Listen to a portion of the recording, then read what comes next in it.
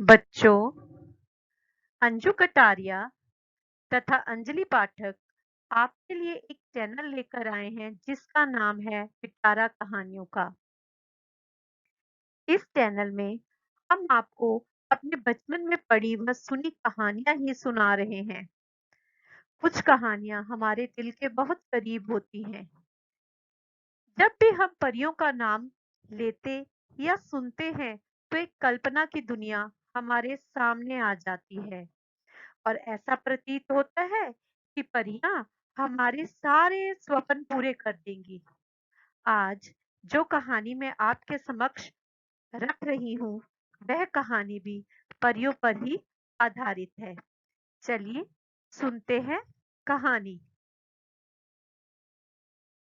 हमारी आज की कहानी का नाम है कल्लू और परियां। जैसा कि नाम से प्रतीत होता है कि इसमें एक नहीं, दो नहीं, कई परियां हैं और परियां हमारे सपनों को सच कर देंगी, ऐसा लगता है हमेशा। इसी पर आधारित चलिए आज ये कहानी सुनते हैं, कल्लू और परियां। एक गांव में कल्लू नाम का एक व्यक्ति अपनी पत्नी के साथ रहता था। वह कोई काम नहीं करता था, इस कारण उसकी पत्नी बहुत परेशान रहती थी। एक दिन सुबह उसकी पत्नी ने 4 रोटियां बनाकर उसमें अचार रखकर कल्लू से कहा, ये रोटियां अपने साथ ले जाओ और कोई काम ढूंढकर ही घर आना। कल्लू ने रोटियों का डब्बा लिया और काम की तलाश में निकल पड़ा। चलते चलते वह एक जंगल में पहुंचा। अब वह थक गया था, इसलिए वह एक पेड़ के नीचे बैठ गया और डिब्बे में से अपनी रोटियां निकालकर उन्हें खाने के लिए बैठ गया। वह अपनी रोटियों को देखकर बोला, एक खाऊं, दो खाऊं, तीन खाऊं या चारों ही खा जाऊं। पेड़ के पास एक कुआं था। उस कुएं में 4 परियां रहती थी। परियों ने सोचा कि यह व्यक्ति उन्हें खाने की बात कर रहा है। वह डर गई और बाहर आकर कहने लगी, श्रीमान, आप हमें मत खाइए। इसके बदले में हम आपको एक उपहार देंगी। कल्लू समझदार तथा भोला था। उसे बात समझ आ गई, इसलिए वह मान गया। रानी परी कुएं में गई तथा एक पोटली ले आई। रानी परी बोली, यह जादुई पोटली है। इसमें हाथ डालकर जितना धन मांगोगे उतना धन मिल जाएगा। कल्लू मन ही मन बहुत खुश हुआ और पोटली लेकर अपने घर की ओर चल पड़ा। अब चलते चलते रात हो गई। रास्ते में सराय थी। उसने वहां रुकने की सोची। वह सराय के अंदर गया और उसने रात रहने के लिए कमरा मांगा। कमरे के लिए सराय के मालिक ने कल्लू से एक चांदी का सिक्का मांगा। कल्लू ने जादुई पोटली में हाथ डाला और पोटली से एक चांदी का सिक्का मांगा। तभी उसके हाथ में एक सिक्का आ गया। सराय का मालिक यह देखकर हैरान रह गया। सराय के मालिक ने उससे इसके बारे में पूछा तो कल्लू ने उसे सब कुछ बता दिया।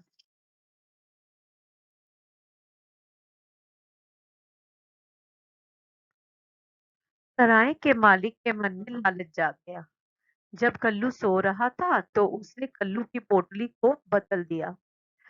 अगली सुबह कल्लू उठा और अपने घर पहुंचा। उसने अपनी पत्नी को सब कुछ बताया तथा पोटली में हाथ डालकर सोने का सिक्का निकालना चाहा, परंतु उसमें से कुछ नहीं निकला। कल्लू की पत्नी बहुत नाराज हुई।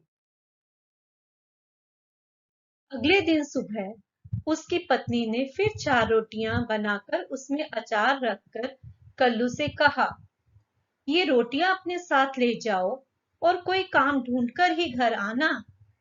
चलते चलते वह फिर उसी जंगल में पहुंचा। अब फिर वह थक गया था, इसलिए वह उसी पेड़ के नीचे बैठ गया और डिब्बे में से रोटियां निकालकर उन्हें खाने के लिए बैठ गया। वह अपनी रोटियों को देखकर फिर से बोला, एक खाऊं, दो खाऊं, तीन खाऊं या चारों ही खा जाऊं। कुएं की परियों ने सोचा कि यह व्यक्ति उन्हें फिर खाने आ गया है।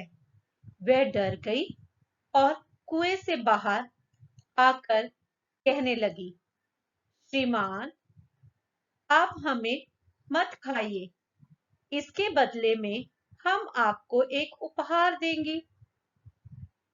रानी परी कुएं में गई और एक घड़ा ले आई।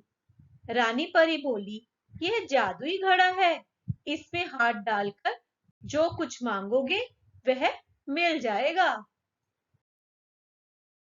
वह घड़ा लेकर अपने घर की ओर चल पड़ा। चलते चलते रात हो गई।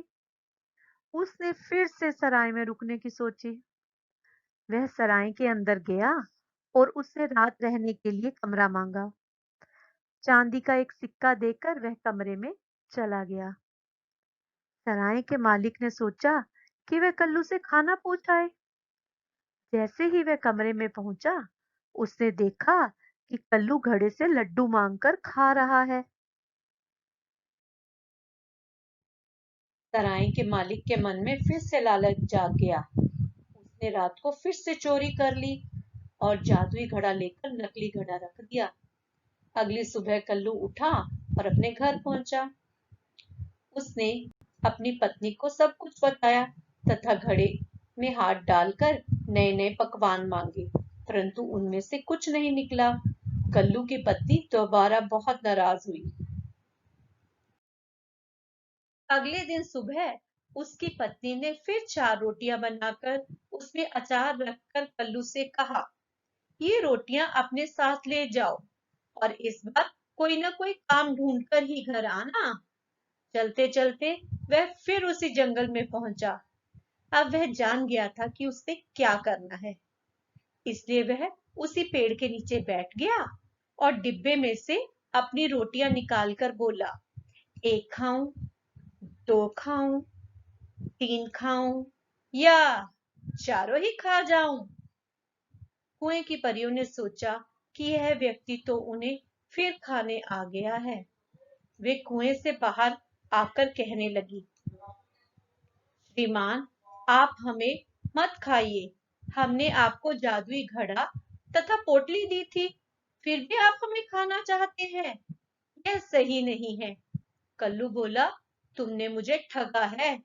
दोनों जादुई चीजों ने तो एक बार ही काम किया। परियां हैरान हो गई और उन्होंने उससे पूरी बात पूछी। कल्लू ने सारा किस्सा सुनाया। रानी परी ने अपनी जादुई शक्ति से सब जान लिया। अब उसने कल्लू को एक रस्सी और एक डंडा दिया और कहा, यदि कोई तुम्हारी आज्ञा के बिना इसे छुएगा तो रस्सी उसे बांध लेगी और डंडा उसकी पिटाई करेगा, जब तक तुम स्वयं इसे वापस ना बुलाओ। कल्लू रस्सी और डंडा लेकर वापस चल पड़ा। वह फिर से उसी सराय में गया और कमरा लेकर सोने चला गया। सराय के मालिक ने सोचा, इसके पास हमेशा कुछ न कुछ जादुई सामान होता है, इसलिए आज भी इसके पास कुछ न कुछ जादुई होगा। वह रात को उसके कमरे में गया और रस्सी और डंडा उठा लिया। जैसे ही उसने रस्सी और डंडा लिया तो रस्सी ने उसे बांध लिया और डंडा उसकी पिटाई करने लगा। डंडा उसकी लगातार पिटाई करता रहा तथा वह चिल्लाता है, मुझे बचाओ, मुझे बचाओ। कल्लू ने कहा, ये डंडा तो तभी रुकेगा जब तुम अपनी गलती मानोगे। वह अपनी गलती मान लेता है तथा पोटली और घड़ा देने का वादा करता है। तब कल्लू रस्सी और डंडे को वापस बुला लेता है। सराय का मालिक कल्लू से माफी मांगता है तथा पोटली और घड़ा वापस दे देता है। कल्लू अपनी सारी चीजें लेकर अपने घर जाता है तथा अपनी पत्नी को देता है। उसकी पत्नी बहुत खुश होती है। इस प्रकार कल्लू अपनी पत्नी के साथ खुशी खुशी रहता है। तो बच्चों, आपने इस कहानी से क्या सीखा कि कभी भी लालच नहीं करना चाहिए। लालच बुरी बला है। कभी भी घर आए मेहमान का विश्वास भंग नहीं करना चाहिए। बच्चों, कैसी लगी तुम्हें यह कहानी?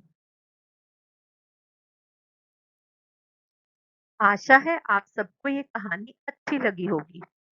जल्दी ही मैं एक नई कहानी के साथ आप लोगों के समक्ष प्रस्तुत हो जाऊंगी। इस चैनल को लाइक, शेयर और कमेंट करना बिल्कुल ना भूलिएगा। और यदि आपने ये चैनल सब्सक्राइब नहीं किया है तो जल्दी से इस चैनल को सब्सक्राइब कर लीजिए ताकि हमारी नई कहानियां आप तक सीधा और जल्दी पहुंच सके। बेल आइकन को दबाना ना भूलिएगा। धन्यवाद।